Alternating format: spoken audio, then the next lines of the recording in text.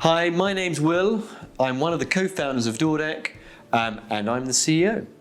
So I'm asked all the time about the Doordeck story, and it's certainly been an interesting one. Myself and one of the co-founders, Michael, came up with the initial idea back in 2014, when his partner at the time was wheelchair bound, and we needed to come up with a solution to allow him to open that door when he wasn't able to get to it. Now, because we all lived in flats, we came up with the first concept of Doordeck, which was a door intercom. This allowed somebody to enter the flat number at the door, ring the phone, and then unlock the door. The foundations for Doordeck were cemented at that point. We then ran with this idea when we then applied for Startup Bootcamp in early 2016. And during the later part of 2016, we joined the Accelerator Startup Bootcamp. Then we spent a little bit of time over the next 6 months developing the app and what Doordeck would be. But during that time, we realized that the door intercom was not the way to go. So we decided to pivot and focus purely on building door controllers that could work with any door, bringing the power of using the phone to unlock that door. Now, some further time passed and we'd sold a few of these door controllers, but then we realized that we weren't actually very good at making the hardware. We realized that we were really good at the software.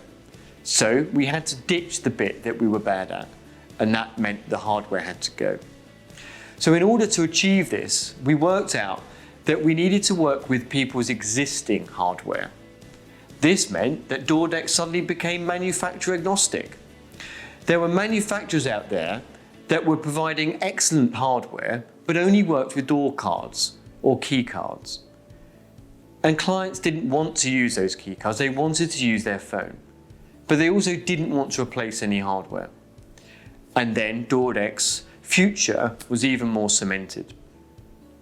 And then about a year after that, we realized that trying to sell to these big businesses was a challenge. We're a very small team.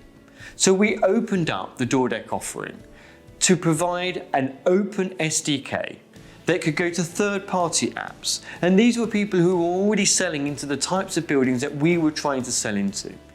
And this did two things. This provided us with the ability to get into those buildings, but it also provided those products, those tenant engagement apps, with the one function that they were all missing, the one function that they were all scrabbling around trying to build. It was Doordeck.